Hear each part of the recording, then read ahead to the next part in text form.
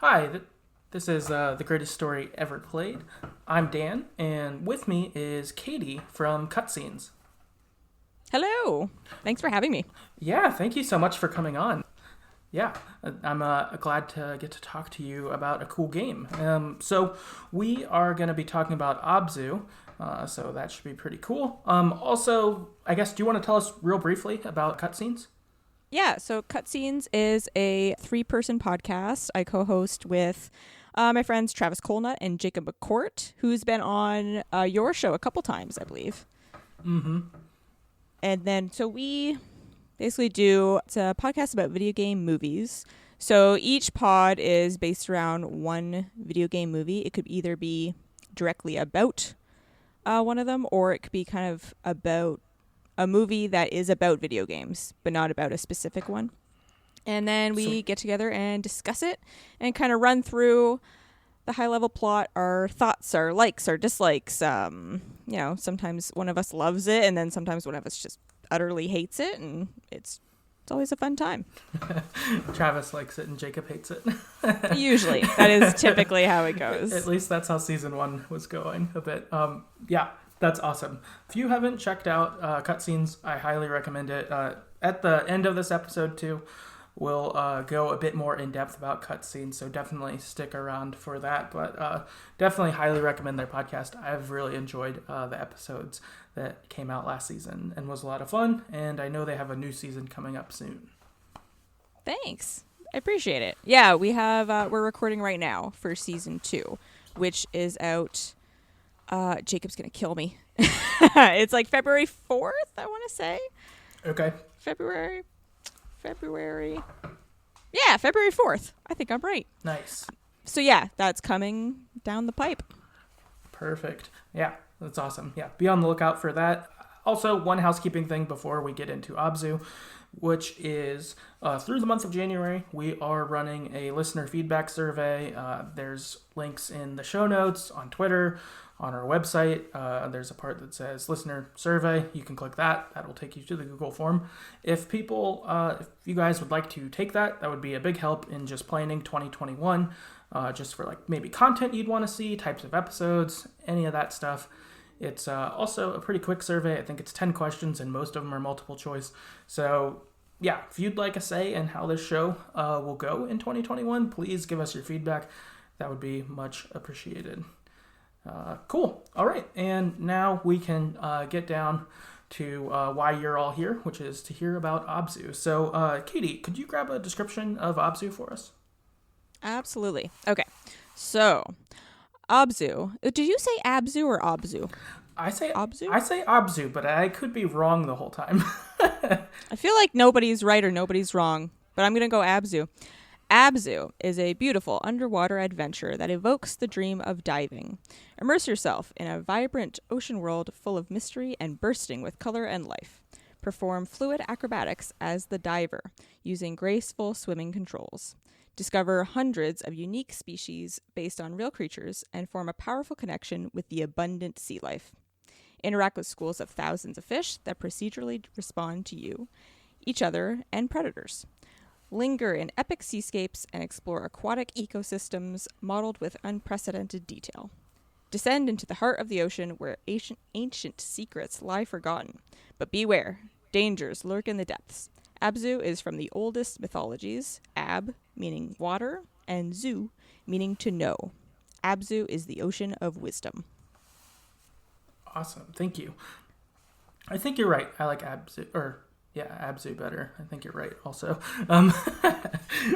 Production, just a little background on the game itself. This is developed by Giant Squid. This was their first game, and they actually recently came out with a second game called The Pathless, which came out in November 2020, so pretty recently. Giant Squid was founded by Matt Neva, who previously worked at That Game Company, where he was the art director on Flower and Journey. And you'll be hearing a lot about Journey. I think that this game really feels like, a spiritual successor of sorts from it, and it makes a lot of sense since Matt had a key hand in that. And then also, the soundtrack is by Austin Winnery, who did the soundtrack for Journey, also the Banner Saga, so getting the crew back together, I would say, is what this feels like a little bit of some of the key Journey people making another game. Yeah, totally. And that you can tell if you've played Journey and then you fire up Abzu, you're like, oh, everything about it has kind of the same vibe, just from the way it starts, like the opening title screen, and then kind of how the game plays. It is very much like Journey, but different enough that I was still like, it was worth the play. I wasn't like, well, I've played this before. No, it's very different. Yeah, no, that's a good point. It's like, it felt very, very similar, but not in a way that it was like they just made Journey in the ocean and it was like in a bad way. Instead, it was like, it brought a lot of all the good stuff that you really liked about Journey, but in a new way. Mm-hmm.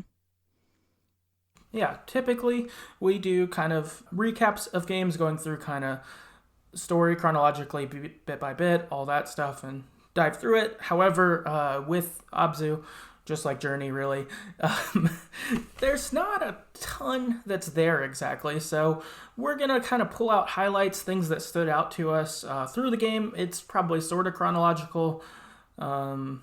And I don't know, moments that stood out to us, basically. So we're going to go through and pull out some highlights from here. But yeah, maybe we'll look a little different than maybe a more narratively heavy game where it's, I don't know, more sequenced or whatever. But the game begins, and you are a diver in the ocean.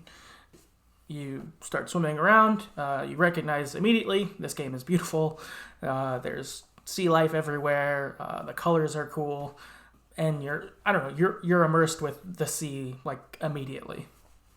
Yeah, right away, something I noticed was because you're kind of on the surface of the ocean and you dive down, and then there's a whole bunch of stuff down there, and then you go through areas and there's little spots where it opens up above you where you can go back up to the surface, and then I was like, oh, I wonder what's up there. I wonder if it changed, and each time I was like, no, there's nothing up here.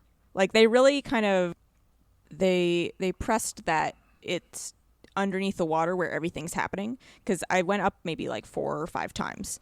And I was like, nope, still nothing. Like, down there is where everything's happening, where there's a lot of things to see, things to interact with. Yeah, I just noticed that they really made it bare above and then really plentiful with everything underneath. That's cool. I only went up maybe like once or twice. I didn't notice that. So that's awesome. That's a cool call out of just, you want to be under the sea. And too, that you're, I don't know, really alone in the sea, right? If you go up and there's nothing there, it's like, no, it's just like me in the ocean here kind of thing.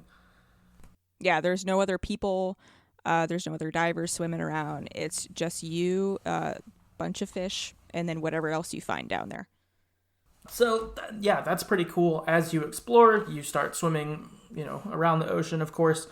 One of the early things that happens to you is you end up grabbing onto the fin of a big fish, and it kind of takes you for a ride, and you go, like, deeper into a different part of the ocean. And that was cool, just, again, interacting a little bit more with the ocean as you're going, with what's down there, because, it moved from, oh, I get to see the creatures down here, but that, oh, I can occasionally interact with them. That was a pretty cool, like, I don't know, moment of being a part of the ocean in this early on. Yeah, like you said, especially early on in the game, it was like, yeah, it just, you're moving faster too, because that fish is obviously swimming faster than you can. So then you're kind of sailing through with that fish, and it was really beautiful.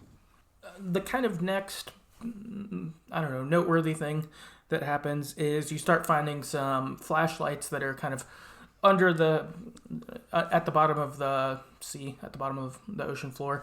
And they're these big flashlights that you like turn on, and then they're like motorized, and they like drive around in front of you on each of your sides and, provide more light to what's going on in the ocean. So you end up being able to see farther, you get to see more.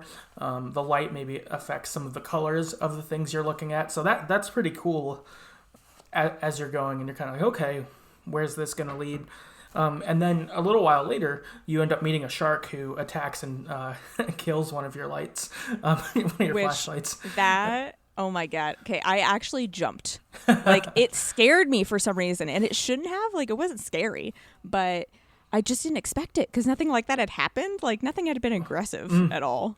And then all of a sudden this thing, and it just kind of like makes a snapping sound. And it was just kind of sudden. And I literally jumped. And I was like, oh no. And then I had in my head for a little bit afterwards, like, oh no, things can get me. And then I was a little bit more concerned because I didn't think that anything would be able to get you. So yeah, that was a little tiny moment for me. Yeah, no, that is jarring because it's like the whole game prior to that has been just like a calm kind of, I'm just going through the ocean doing my thing, and knowing Journey, that was also like super calm basically most of the time, in that limited scariness or any adversary or whatever. And so to be surprised, shark, that's awesome. Yeah, and sharks always in general, if I'm in a video game where I'm underwater and then I see a shark, I don't know why, it makes me more anxious than think that it should. As soon as I'm underwater, because I feel helpless down there. Like because you usually can't really defend yourself, and then things just come at you really, really fast down there. So I was like, oh no, we're back to that. Now there's sharks in here. But it turned out a little differently in this one. Yeah, that's true. They flipped that on there. But yeah, that's a good point because really you're slow. You don't have anything here. So it's like you're I don't know, at the ocean's mercy, really being this guy. You don't have anything you can do. You're just kind of there for the ride. So if they're adversaries, that would be frightening for sure. Kind of the next bigger thing that goes on that is interesting is you end up swimming through a current that kind of takes you to the next level almost. And what's cool is when you go into a current, it switches and you don't control it anymore. And you just have this like, I don't know, swimming dash for a little while where you're just going through like a cavern, swimming really fast. A lot of different sea life comes around you. And it looks really cool. I when the first time it happened, and even subsequent times it happens a few more times through the game, it was just pretty like, I don't know, breathtaking, and was almost nice to not have to control it. You just got to watch it and be like, wow, this is, I don't know, incredible. If National Geographic was doing something, they should just copy this. Like, this is amazing. Yeah, no, you're right. You're kind of flying through this path that takes you places, and instead of kind of taking your time and making your way through an area and looking at everything, you're kind of whipping past all of these like beautiful things to look at. So you're kind of you're processing things a bit quicker than you were when you're just kind of swimming around an environment, and that was kind of cool. Yeah. It's cool to just how they kind of flipped it on you again. It's like, you thought it was you always just swimming through things, taking your time, looking at what you want, and then it was like, no, here's a different way we're doing this, which was cool. And then a little after this, you get a new element introduced, which is that there are various like statues or underwater structures that you swim to, and you can like swim to them, and it'll cause like a light to go up and maybe reveal a new area, or you'll get I'm guessing there's some trophy hunting stuff here. I'm not a trophy hunter, so I don't know for sure. But you get like statues. They light up. They'll allow you access to new areas. They might show you more of like the level you're in. And this was cool. I didn't expect that there would be like I don't know, a civilization that's now underwater. That was kind of cool to come across. Yeah, you realize that it's not just like animal and plant life, that there is some old civilization that was down there, and you're kind of picking up little pieces of it. Like there's little ruins of it, and then it becomes bigger and bigger, where you're now kind of in that civilization as opposed to in the ocean world, and there's like little bits of it. Instead, you're seeing more and more of it, where it's like now you're just in these old, I don't know, old ruins, old buildings, old statues, and all that. Yeah. It's cool how they escalate it, because like, you see like a statue of a shark or something, and you're like, oh, that's interesting. I wonder how that got here. And then a little while later, it's like you make your way, you find like an underwater city, like different things like that, and you're like, okay, there's like, I don't know, way more here than I had anticipated. Like, starting in the game, I was just like, I don't know, you're an underwater diver guy, and like it looks nice. And then as you go further, you're like, wow, there's a lot more going on here than I anticipated. Yeah, it becomes like intriguing where you're like, oh, what's the next thing that I'm gonna find? And also that they use those because within these ruins you find little areas where you open up this door and then you go through, and then that brings you to this weird, like, it's like ghostly, like kind of transparent spot that you really don't know where it is. Mm-hmm. And it has like these pedestals around you that are kind of see-through, and then you like are lighting one up, and then it takes you to kind of the next area, and they kind of use that to split things up a little bit.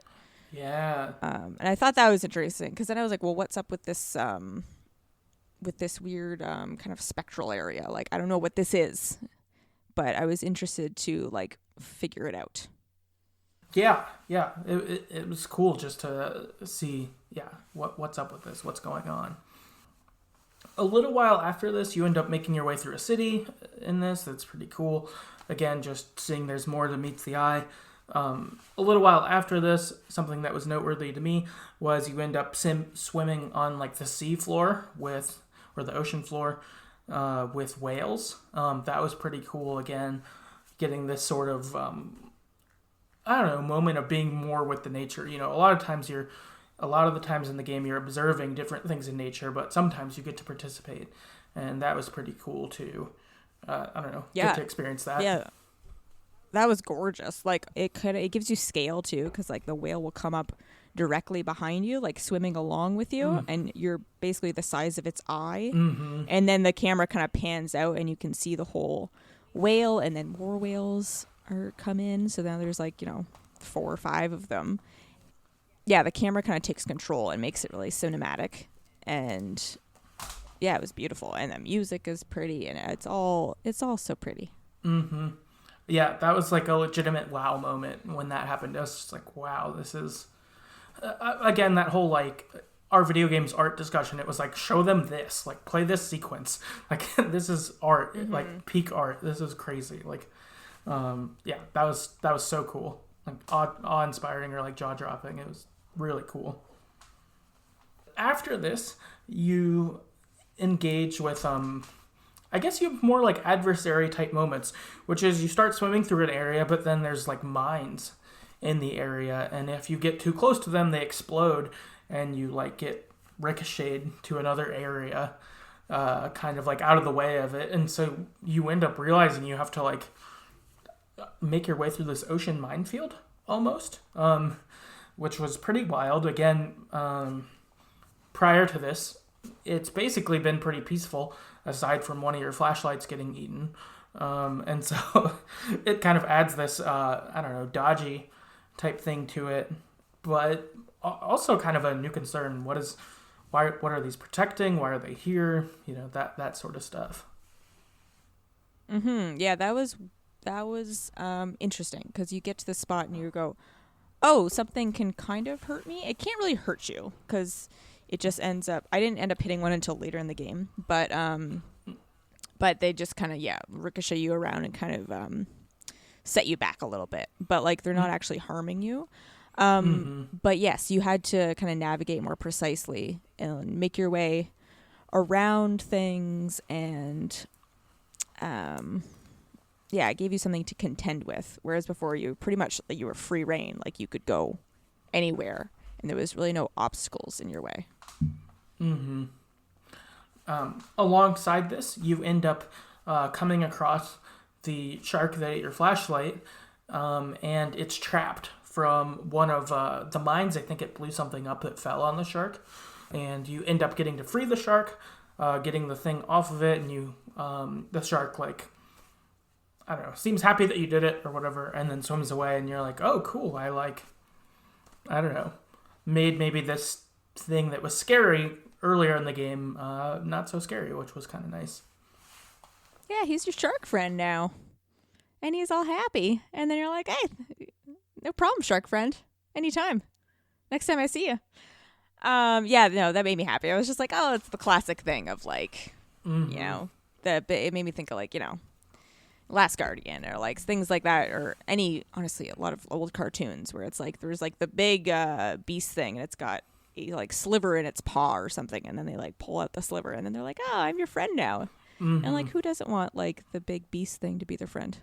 Right. Oh yeah, I'd totally like the shark to be my friend for sure. So that was cool to have that moment. And your friendship ends up meaning a lot to the shark later.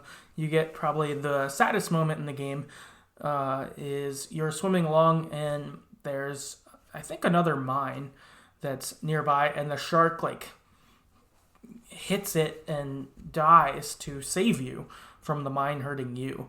And you see how, I don't know, how sharks look in the ocean when they're not swimming and they've died, and you're like, oh, I'm real sad. I just made this shark friend and now he's gone. That was unexpected. I didn't see a turn like that coming. Yeah, I wasn't shocked, but later what happened with it, I was more surprised. But yeah, I was just like, oh, seriously? Like, well, that's sad. And also it kind of, even though I knew that mines couldn't hurt me, it gave me like a little bit of stakes a bit more when I was like navigating around them. But yeah, I didn't really know at the time I didn't really get the point, I guess. But then later on, I thought it was more interesting with what happens. But yeah, I was like, oh no, my shark friend, I can't save you this time. I'm sorry. Right. No, yeah. And then a little bit later, actually, as Katie was alluding to, you end up being able to resurrect the shark. I think it's kind of through, I don't know, some of the civilization stuff you interact with down there basically like allows you to resuscitate the shark and bring it back, which was pretty cool. I think it was after you lit up the last little pillar that like finished off that weird little like spectral area. The thing I thought was interesting about that was that before that, I think it was before that. It's a little fuzzy, but you get hit by, I think it was a mine, or you get hit by something.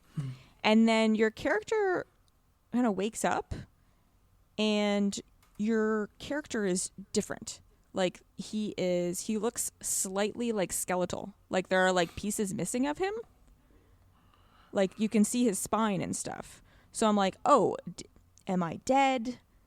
I didn't. And then it takes you back at some point to that spectral area. And then, so then I'm thinking like, is this like an afterlife thing? Like, is the spectral area like kind of like an afterlife? Is it like some mystical place? Like, I didn't know. It was one of those things where I'm like, I want to get this. And I think like I have ideas. And I'd be interested to look at like what the internet says and like internet theories, but I didn't really want to before this. Like I wanted to come in and like kind of discuss what we thought. Yeah. So I'm gonna look into that after this. But that was kind of where my mind went, was like kind of an afterlife area, and then especially with the shark bringing back to life, and then also your character becomes whole again at the same time, where he gets back to like his full body and he doesn't look skeletal anymore. So I'm like, oh, so you're both alive now again. And then you're kind of seem a bit more powerful at the time too, once you're both revived. Once you're both back, yeah, that's interesting. So you both potentially died, but maybe because of the lights you were lighting, that gave you both like a second chance at life, maybe? I don't know. Or even if it's post what happened, that you're just living together in the afterlife now. Like, is any of this real? What is life? I'm like, right. I don't even know what's happening. But yeah, I thought it was interesting that you're both back, and maybe there's like a power, like a force that kind of brought you both back, or maybe it's just all metaphor, and it's like you two together, and you're both dead, but like now you are living out things as you're dead, but you are like made whole in the afterlife. I don't know. Yeah, that's a good question. I don't know either. I'd be curious to see what the internet says too. Because right at the beginning of the game, it does feel like it's like, oh, is this grounded in reality? But then as the game went, it's like, okay, this is another, I don't know, world or something. Mm-hmm. I'm not quite sure. Which was kind of Journey-ish, because Journey is talked about a lot, that it seems to be about life and death and all this stuff. And then I'm like, oh, they kind of continued that theme a little bit, which I thought was interesting. Right, because in Journey, right, there's a part where you find like a civilization that's also destroyed, right? And like then you're continuing after. So there is something that is interesting about these games, so that like, and I guess you have a spoilers for Journey, but you also do have your kind of own moment of this too, where it's like, are you dead, or whatever, you know, life or afterlife, or what is life, like you said, or like you really get those, and it's sort of interesting that you get that with like, you're seeing it with civilizations in the past, but then you experience it with your character in the moment too. And I don't know what it means. I'd love to hear what, like, I mean, you know, maybe they're like, oh, it means what you want it to, but I'd like to hear what they think it means, at least, like, or what their thoughts were behind it. I feel like that's one of those things where, where the developers would be intentionally vague and like, yes, it means what you want it to type of thing, which is, I mean, they present it very vaguely in the game. Like, they're not spelling anything out for you, but they do give clear indicators that like a shark died, a shark was revived, and you appear to have died because your body changes form a bit and then is like made whole again. So it's like, there's clear things that happen, but like, yeah, what's the intention behind it? I'm not sure. Yeah, I'd really like to hear what they say. Like, you know, it's fine. I think it's good that like we can interpret it how we will. But I would be like, I'd love to hear like, Matt, what do you think about this specifically? What was your kind of thought behind it or whatever? Like, yeah, I always want to hear the intention and like what the things that they did to try to go through with that intention. I just think it's interesting, like how those people's like brains work when they're making things like this. Oh yeah, and to be able to like, I don't know, I would assume have a point of their own, but then convey it vaguely so we can take it however we will. I don't know. That's a talent I certainly don't have and think is really cool. Yeah, for sure. Yeah, that's awesome. Also, I guess, yeah, anyone listening, if you have thoughts or theories, would love to hear them. Please send them our way. That would be really cool to hear. Yes, please. Mm-hmm. And really, I guess the last kind of big thing that happens in the game is you end up using some levers to open up a passageway, and you swim through some aqueducts, and it kind of gets you to your end sequence where you get another like cutscene almost of you like swimming through the ocean, the credit rolls, all of this stuff. Yeah, it was cool. It was kind of, and as an end sequence, it was cool. You know, music was nice. Getting to see sort of a cutscene going was nice. I don't know. This game looks fantastic, so like whether I'm actively playing it or getting to watch it, I don't know. I really enjoyed both.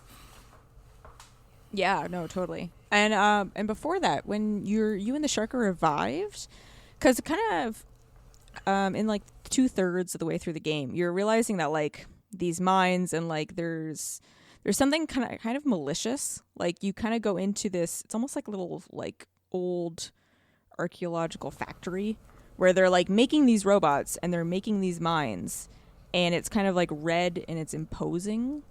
And then you get out of there and then you both die. You come back.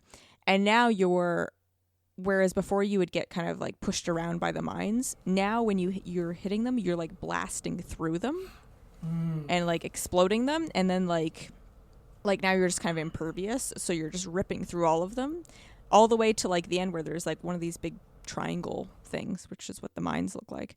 And then you kind of blow that up.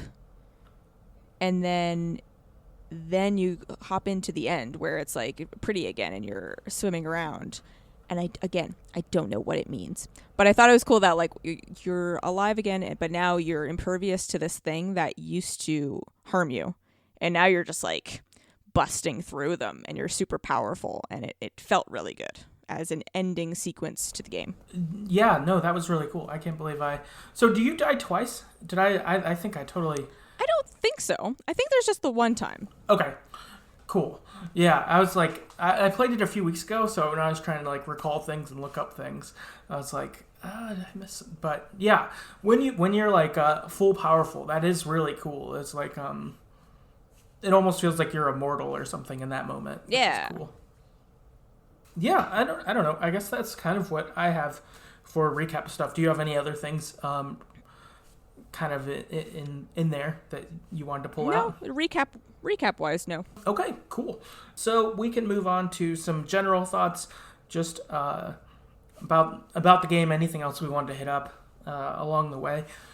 One thing for me that I thought was really cool about this game is I'm not sure I would ever want to like, I don't know, do deep sea diving or anything like that. Like, I don't know. I'm sure it's kind of cool, but I don't think I have the adventurous spirit that would want to do that. And so I feel like Abzu was a cool way to probably experience that in a way that feels safe or whatever. And it was really cool. And also, I think with that, in terms of like video game nature and how good it looks, I would put this up there with like Dear Esther in terms of like how good nature looks in a game. When I played Dear Esther, I was like, the National Park Service should like use these people to like, pitch their parks almost because of how like good it looked. But I feel same thing for Abzu of like, not that like the Atlantic Ocean would have someone pitch that you should use it, but like if they did, Abzu should do it. No, yeah, it's gorgeous. And there's no HUD or anything. Like there is nothing obstructing anything. It's just pretty, and I felt like no matter where I looked, like it was gorgeous. Like very rarely was the camera in a way or I was in a way where things didn't look good. Like I could have screenshot that entire game almost, and like almost all of it would have been gorgeous. Oh, that's a great point. I feel like if you any point playing the game, you could potentially take a screenshot and it would be worth like having a picture, printed out or put on a wall or something like that. Like that's how great this game looked, which is, insane. I had two other things, I guess, generally about the game. One thing that I didn't like about this game is I didn't think its controls were like very intuitive, or they kind of felt strange. So at first when I like picked it up, I ended up just doing like a lot of somersaults instead of like swimming where I wanted to. And I don't think controls like have to be easy, but I think for a game like this where it's like, I don't know, it's more walking sim of nature, not heavy gameplay interactive, more like experiencing it. I think that its controllers being weird was a bit of a negative on it, and I think would hurt this game some. Like, I feel like with maybe like Journey or other walking sims, I could give that to someone who doesn't play video games, and they could get it and enjoy this, but I don't know if I could give this to someone who doesn't play video games. I think they'd get stuck, and so I'd almost have to say you need to watch it on YouTube instead, which I think is a little bit of a bummer. That's a good point. See, I was going to disagree with you. That part I agree with, that you have to be used to using like both sticks. Like you have to be used to controlling a camera to be kind of oriented in the right direction. Whereas Journey, you could figure it out. Like you just kind of have to use the camera stick just to kind of shift it. But Abzu, you could look anywhere and you can go anywhere. So yeah, that's a good point. It would be more difficult for a beginner than a game like Journey, but controls wise, it didn't really bother me because I liked that I could do somersaults. Like I like that if I keep pushing up, I would keep turning in that direction because you're in water, right? As opposed to like if you just push up all the way, you'll keep going up. I liked that it made me feel more like free in the water than I normally do when I'm playing games. And then also the fact that there wasn't gameplay to me made it okay that sometimes I didn't go where I wanted to go because I didn't find it frustrating. Whereas a game like Shadow of the Colossus, which is gorgeous, but drove me insane. Like I hated playing that game. I liked it, but I hated it at the same time because you're trying to execute something and the controls are kind of getting in your way. And then you're like, oh, I fell down again. I have to go back up to this thing that took me 5 minutes to climb. I'm just irritated.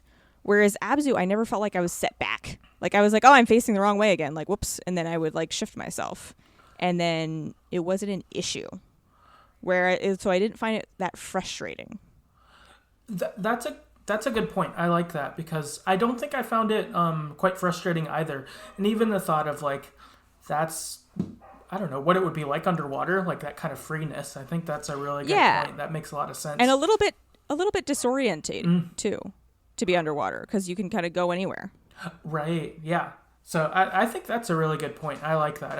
I like that balances. I think that balances my perspective a little bit because I think I only notice the more negative side. But I think that's a really good balancing point.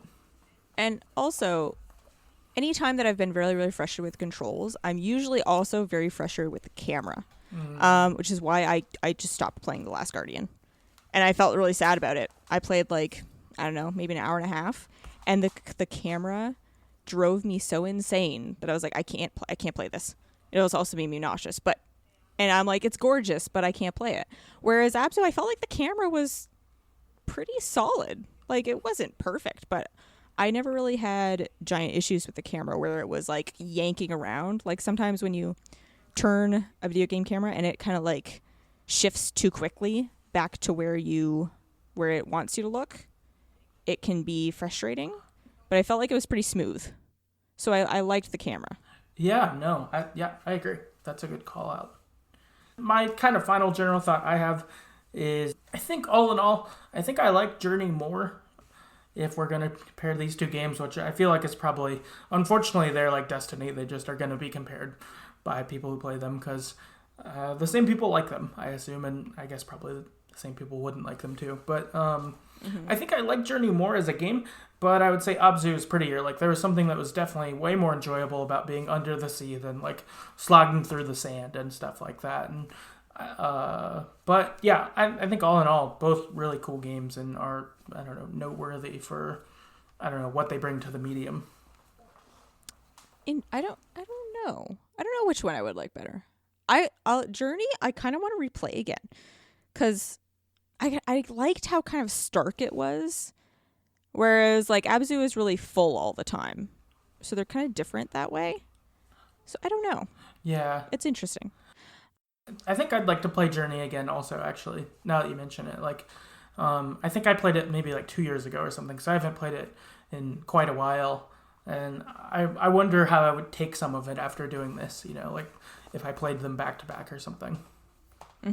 Yeah, no, I found Journey just so enjoyable. Like, I loved every second of that. And when I was done, I was just so satisfied. Like, I was just like, that was wonderful. I loved all of that.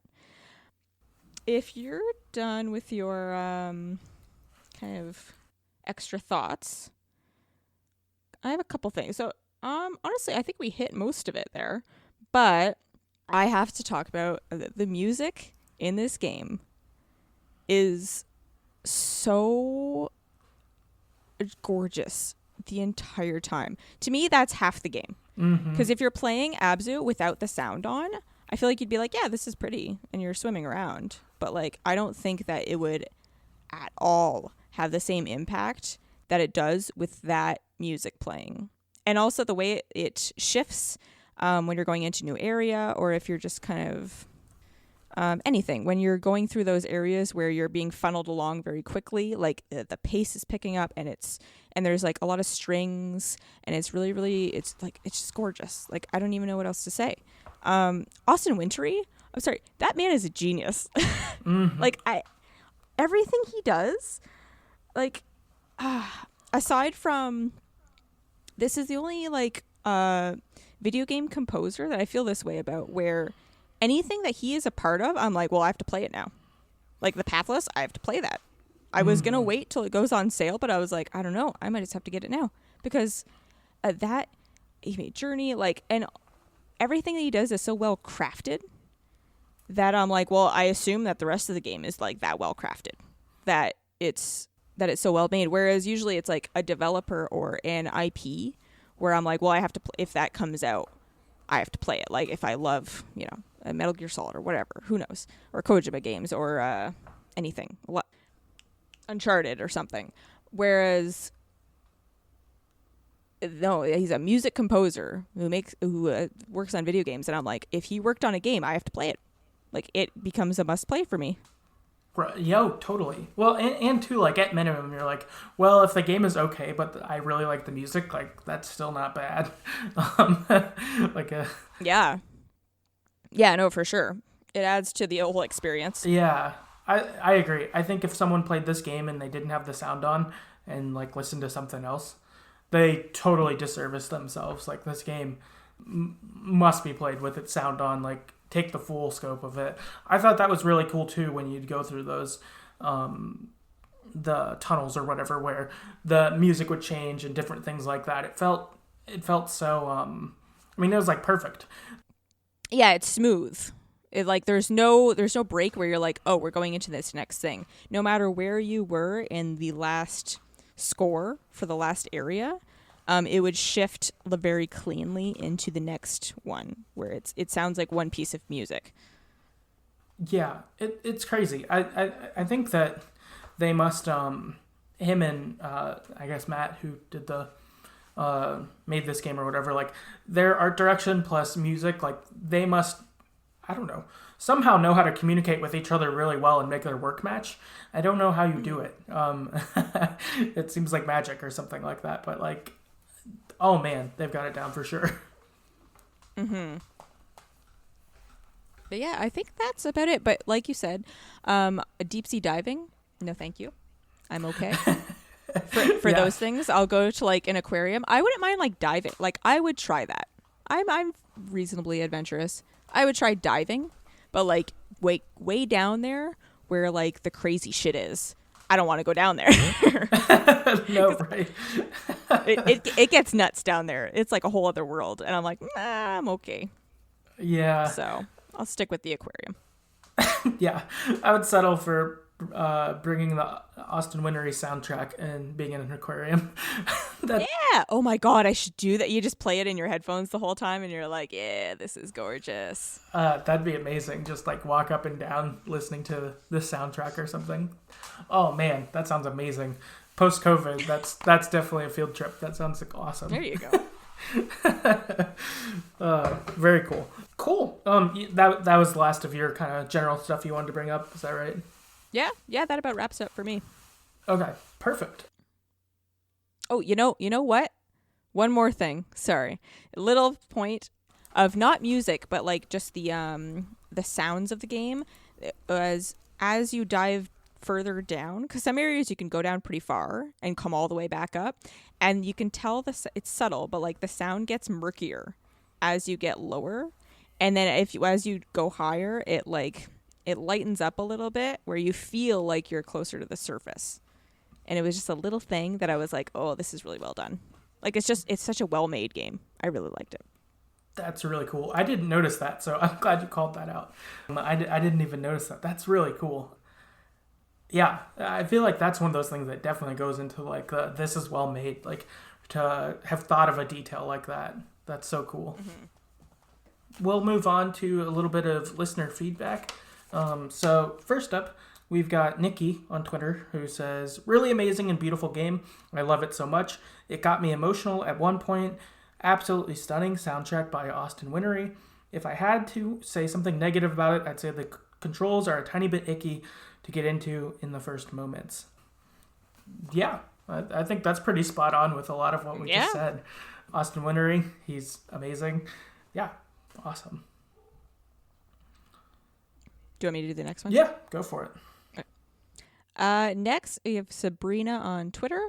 I thought it was pleasant and satisfying. The optional Zen-like manner in which you meditate and switch your consciousness to a variety of fish via the in-game camera was therapeutic. I liked that for a little bit. I was like, oh, this is cool. And then later on in the game, I was like, nah, I don't really need to. I would do it for like 2 fish. And then I'd be like, all right, I'm done. Yeah. But it was the first couple times I was like, oh, this is nice. Mm-hmm. Yeah, I agree. That was nice to do a few times for sure. Cito on Twitter said, I was having fun, but the controls kept making me dizzy. But I'm going to try again someday. Oh, that sucks. I empathize. Yeah, I was going to say, because you sometimes can get nauseous from games you mentioned, right? Yeah, I mentioned that before on other podcasts that, like, yeah, depending on the game, like I said, Last Guardian, I was like, I can't play this just because the camera's whipping around and I can't I can't do it. And then some first-person games, even some third-person, like God of War. It took me a couple attempts. Like I had to put it back down and then pick it back up a few times, and then I finally was good. But yeah, I empathize. That really sucks when you're like, this game is so good and I want to play it, and you just can't. It's unfortunate. Maybe one day. Yeah, you have to try it again, Sato. Yeah, that's rough. That's hard. But it didn't cause anything for you. You were okay for this? No, I was totally good for this one. Nice. That's good. So next is Kieran on Twitter. I played it on Switch. Very short game. It was okay. The meditation scenes were cool. That's fair. It's not for everybody. Yeah, for sure. I feel like this and like Journey definitely fall in a I don't know, bucket of games that some people will like and other people may not, for sure. Mm-hmm. Brandon on Twitter says, great soundtrack, beautiful, and way more active than Journey while being just as meditative. Lots of emotional swings. Yeah, that's cool. That's awesome to see that there are some things in there that you like more than Journey. That's awesome. Mm-hmm. And then last one is Vaclav on Twitter. One of the best soundtracks ever. I can't disagree. Yeah. It's stunning. Mm-hmm. Totally agree. Yeah, that's awesome. Cool. So that's what we've got on Abzu. So we're going to transition into talking a bit more about cutscenes, a video game movie podcast that Katie is one of the hosts of. So I guess first and foremost, what is cutscenes? If someone doesn't know anything about it, tell us about the podcast. Fast Pitch is basically each episode is based on a video game movie. They're directly based on it, or like I said, one that's about video games but not about a specific game. Usually it's a specific game though. And then me and my two friends, we get together and we talk about it and then share our opinions. And yeah, we've been friends for a long time, so you know, we just we tease each other. We'll kind of rip through stuff, like we'll rip Travis on how big of a Resident Evil movie fan he is, even though they're not great. He would say otherwise. He would say they're masterpieces, but you know, to each their own. But yeah, that's the basic concept. Awesome. Perfect. And then I guess with that in mind, what have been some of your favorite movies that you've gotten to cover so far, that you've put episodes out on? Favorite pods, I'd have to say, like, Super Mario Brothers. Also, I really liked that movie because it was just so weird. But the Super Mario Brothers live action I liked the movie, and it made for a really good pod.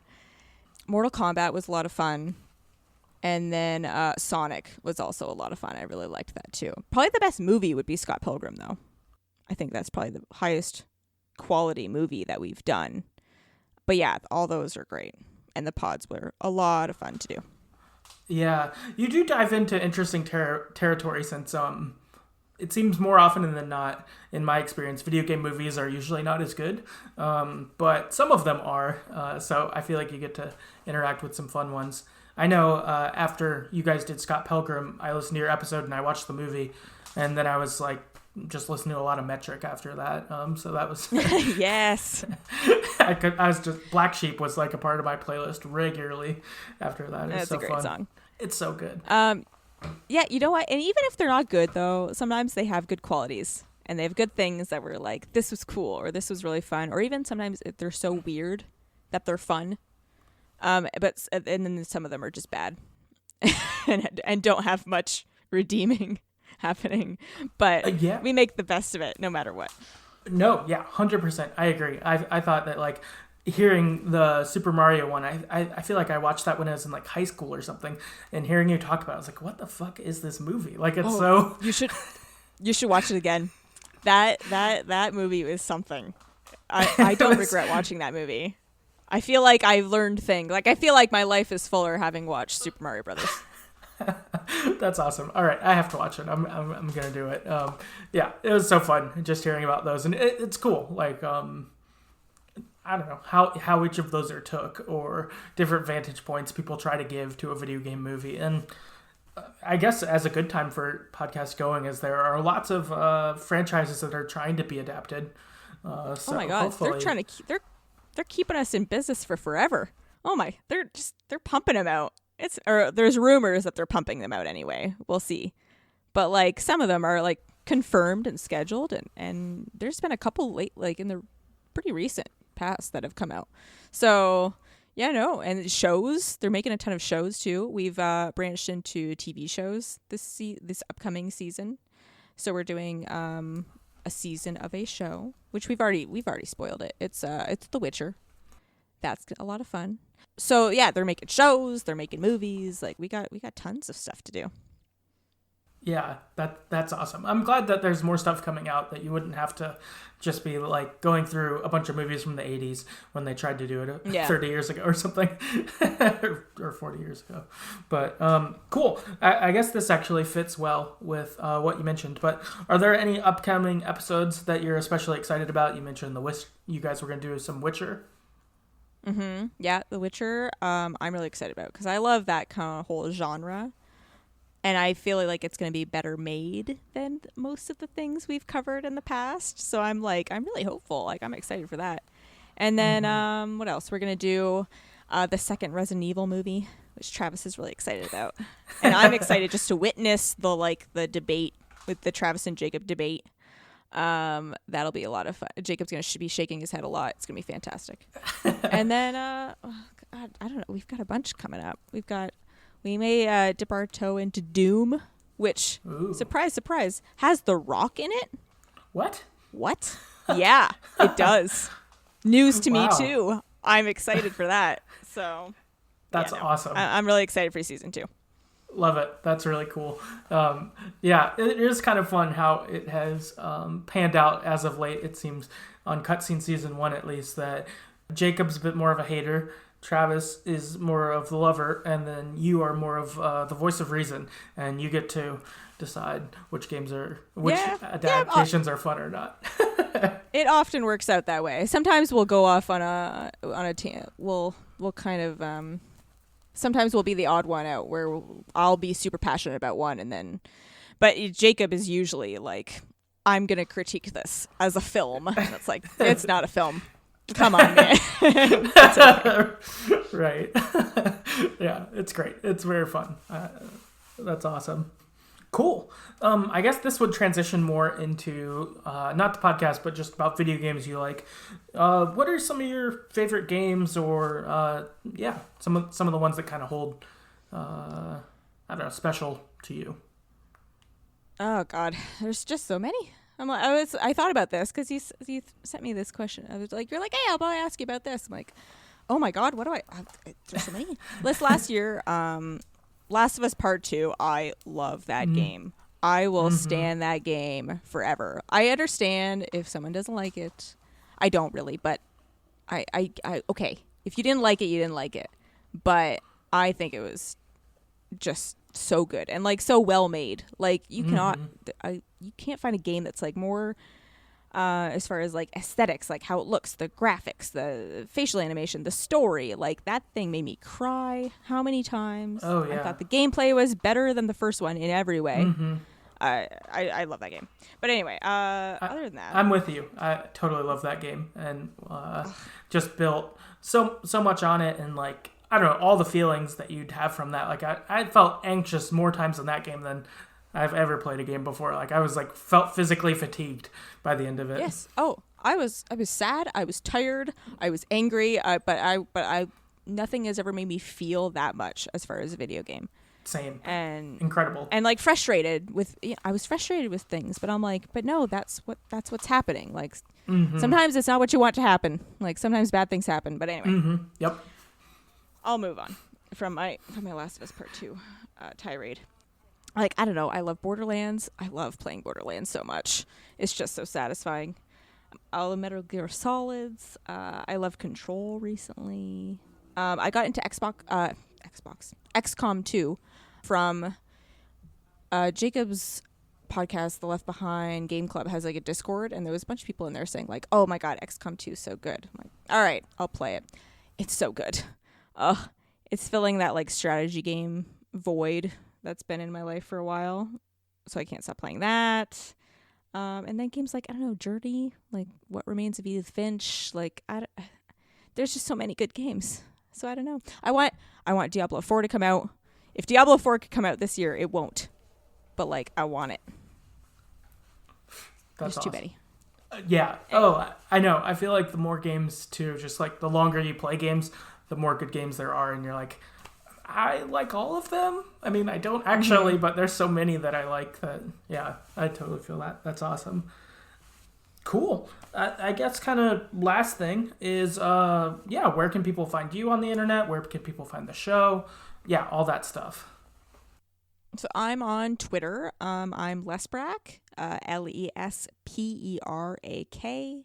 Yeah, I'm on there mostly. I don't tweet a lot, but I don't know, when I feel something about a video game or like something's going on, I'll chat. Or if you want to just, tweet at me, I'll chat with you about random stuff. And then Cutscenes is it's Cutscenes, a video game movie podcast. It's on all major podcasting platforms, so you can pretty much find it anywhere.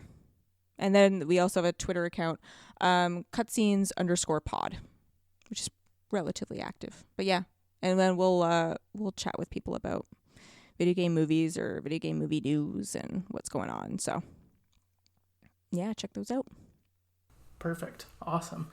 Yeah, again, thank you so much for coming on. This was fun getting to talk about Abzu. Yeah, really cool. Yeah, I guess if people want to get in contact with us, you can do that a few ways.